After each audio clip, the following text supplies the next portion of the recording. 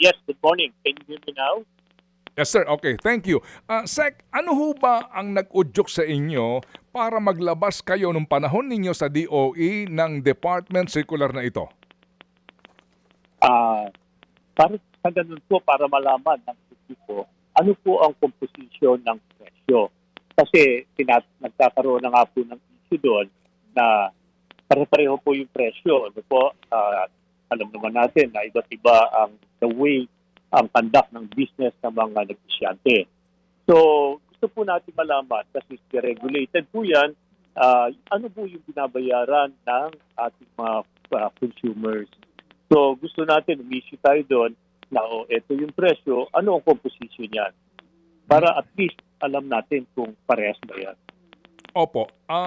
Sir, nung panahong yon ano po, as in, hindi pa naman wala pang pandemic, hindi pa umaabot nga ng 70 pesos per liter. If you recall kasi during your time then, pandemic time, yan pong pinakamalaking inabot, no, 70 pesos per liter ang diesel.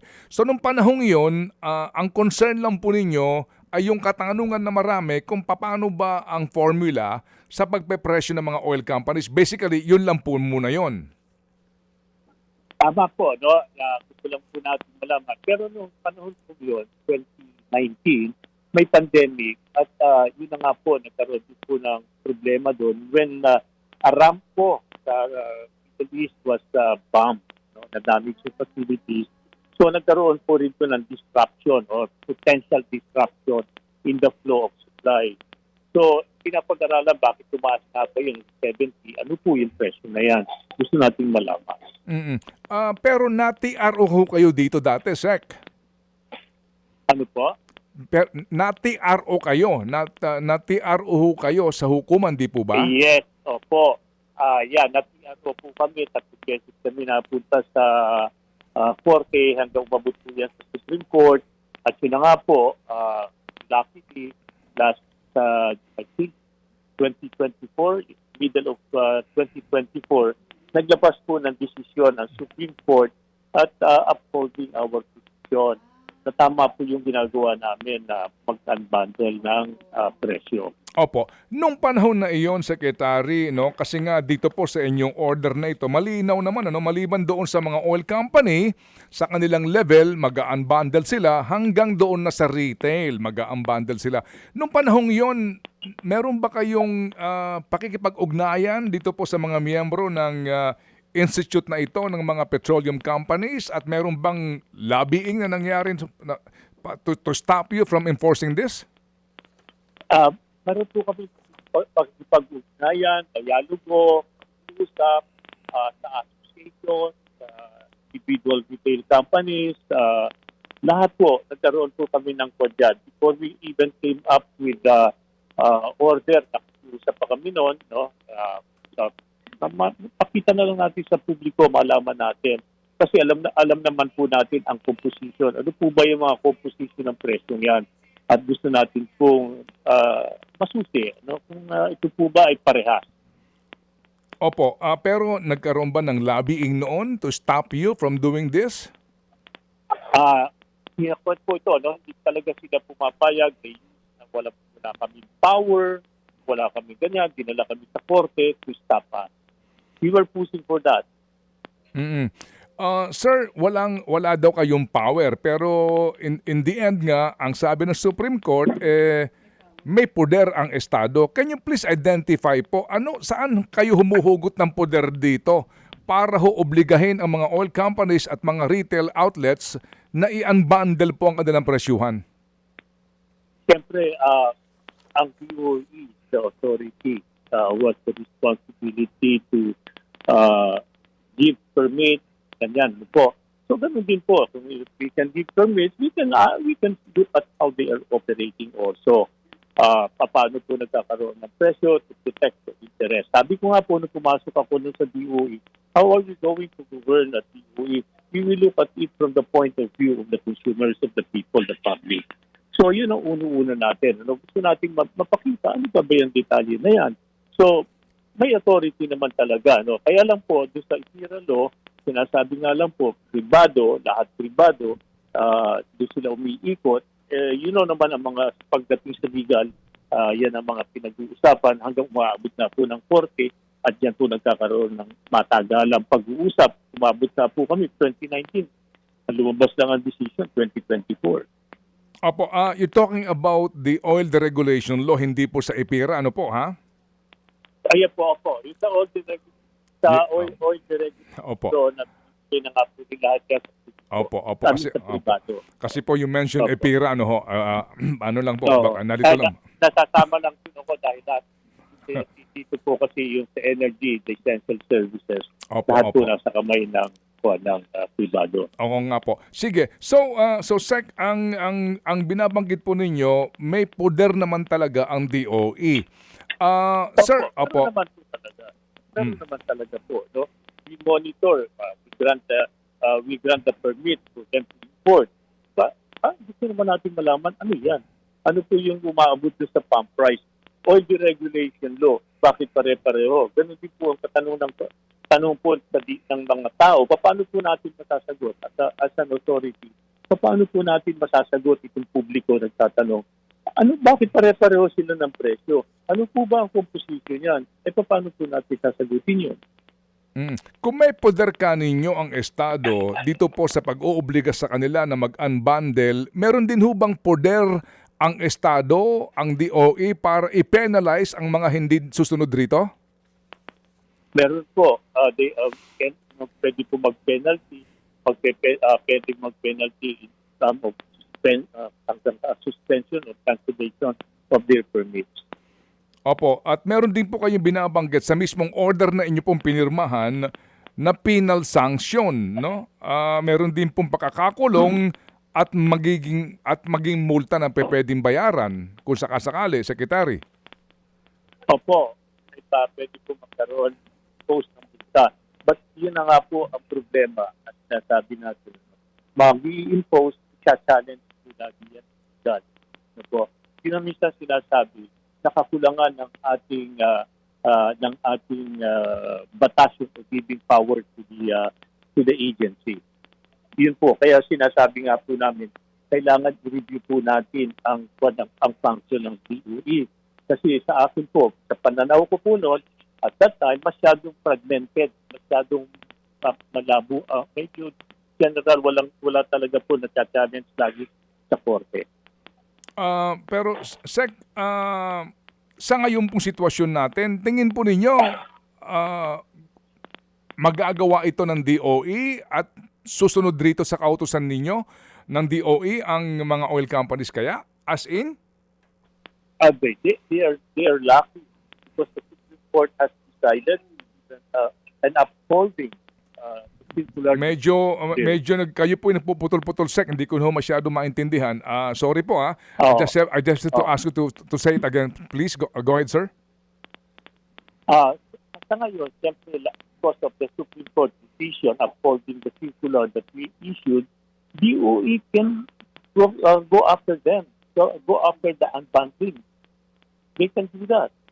Now the authority of the DOE is confirmed legally. Opo. Sige po. Sir, kasi po kayo nga ang pumirma ng naturang circular. Sa inyo bang palagay, kasi ito rin po ang binabanggit ni Secretary Garin ngayon na circular, particular na po. Sa inyo bang palagay, pwede ba itong palakasin? Meron ba bang mga kulang dito o anuman? Sa ngayon po, dapat i-implement lang nila yan. Enforce it.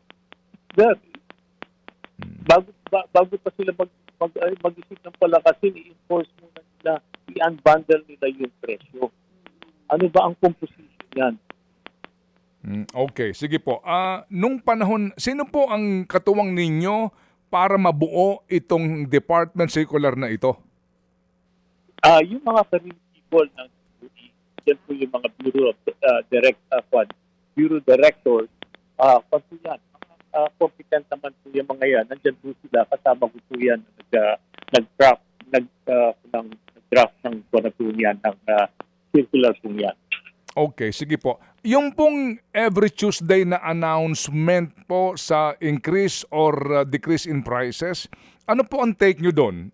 Ito rin po kasi kahapon na pag-usapan sa Kamara na parang nagmi-meeting muna ang mga oil companies sa presyuhan po nila. Ano pong take nyo doon? Ang naging sistema diyan, the price for this week is determined by the price of the international price of the prior week, no? So, like for example, the price this week, next week, malalaman po natin yung presyo ng next week base sa presyo na kalakaran sa international market, yung tinatawag po nating MOPS, no po, yung mean of floods ng Singapore. Doon po nagbabase yun. Ang DOE po, minomonitor yan. Meron pong formula yan. At may subscription ng DOE have to monitor the movement of oil in the international market. So yan ang monitor po nila yan. And then, based on that, magkakaroon po ng mga adjustment, whether downward or upward adjustment for the succeeding week in the domestic market. Yes sir. Yung nga po ang practice nga daw po pagdating sa ibang mga bansa. Pero well, sa nangyayari po ngayon sa atin, do you still think it's still advisable na ganun pa rin po sistema? Well, that's really revisiting. Ano po, para kailangan dynamics naman ng kwan. Kailangan tingnan po uli yan. Ang nangyari nga po, kaya medyo nagkaroon ng kaguluhan, is pagputok ng US-Iran conflict, a day or two after, nag-adjust agad ng presyo. Doon, medyo nag-umaangal ang publiko, sinasabi nila, bakit naman ganun kabilis? Dapat the price pa succeeding week pa. Opo. Okay, sige po. May pahabol lang pong tanong si Chacha. Ano? I hope you don't mind, Sec. Yes Opo. po. Yes, sir. Good morning, Chacha. Good morning po. Kung sakali po bang may implement ito ng DOE, dapat po ba maging weekly yung unbundling report ng mga oil companies? Kasi every week nagbabago po yung presyo eh. Well, dapat yan. Dapat July, middle of last year. Dapat nagsimula na sila ng unbundling na yan eh. No, nag-unbundling na sana agad sila. Nung nagkaroon na ng decision yan, dapat ginawa na agad nila yan. Para at least na pag-aralan, ano ba talaga ang composition ng presyo. Oo. If the price is 100%, for example, what is the product price? What is the insurance price? What's the evaporation or transit loss? Lahat ng composition na yun, malaman what is the distribution cost, what is the profit, and so on and so forth. Pero sir, your suggestion, it should be weekly kasi linggo-linggo nagbabago. Paano po? Hindi ko naman weekly. That has to be everyday people. There is a department that is watching that. No? There is a section, there is this person in charge of monitoring the international price. No? So, yung international price, yung monitor, dapat magkaroon ng formula yon. Siguro, sa aking pananaw, kung ako mag-monitor yung price, 100%. If the product price, for example, is 50%, no? Assuming 50%, then pag gumalaw sa international market, how will it affect the 100%? No? Yung ganun. Katulad ngayon, how would it affect, let's say, katulad ngayon, charter vessel, sa mga charter ng mga tankers, kung nagtaas yan, how it will affect the transport cost, how it will influence the total price. So, makuha na natin yan. There should be an application or a formula that should be monitoring that. Kung alam mo na kung tama yung base cost o base price mo. Opo. Pero sir, the unbundling computation nga po, hindi kasi pwede itong weekly eh. Ganun ka-komplikado ito. So more or less, sa inyo po bang memorandum circular nga? Kasi ang pinagbabasehan po ninyo dito, yung nagdaang taon, no? Mayroon kayong petsang binabanggit dito. Pero kayo po, ano sa palagay ninyo? Ito ba ay annual ba ito na unbundling na computation or biannual? Paano po? I'm sorry, Ted, no? The moment you have an unbundled price, the moment that you have a base price, alam mo na ngayon, yung sinasabi ko, the moment alam mo na kung anong presyo na yan, if let's say 120 is the price of diesel, alam mo na ang composition na yan, nandiyan na yan sa table mo. And the people of DOE will be able to monitor kung may abnormal movement, kung may pumapasok na mali. So makuha na yun basta as Opo. long as you have a correct base price. Kung Okay. nandun na yun, alam mo na yun, hindi na kailangan mag-bundle ng every week, every year. Opo. It has to be monitored as part of the duty of anybody that is sitting there. Must see to it that it's Okay, action. sige. Opo, Always. sige po. And lastly po, Sec, yung katwiran po ng oil companies na hindi you are revealing the trade secret of the oil company kaya ayaw nila nito. Kaya yun lagi, siyempre, yun ang lagi ang naman yan no? Expected naman yan. They have to keep it. What of the total, if let's say that is 120, how many percent is profit? So, ayaw din nila yan. No? How many percent is distribution cost? How many is an advertising and so on and so forth? So, ayaw nila yan. But people deserve to know ano ba talaga ang composition because that is an essential commodity na hindi naman available and walang may option ng tao. Ang option is not to use, di ba? Opo. Sige po. So, Sec, salamat na marami sa inyo pong panahon and hopefully po next time magiging maayos na pong ating linya kasi ngayon, honestly po, nagpuputol-putol po kayo. Bagamat na naunawaan po naman namin, majority po ng inyo pong mga naging pahayag po sa aming katanungan. Salamat po na marami sa inyo, Sec. Salamat po at pasensya na po kayo at maganda yung linya. Opo. Salamat po at magandang umaga. And we appreciate your finding time to talk to us, sir, this morning. And warm regards po, Secretary Al. Thank you. Al Cusi po, dating kalihim ng DOE.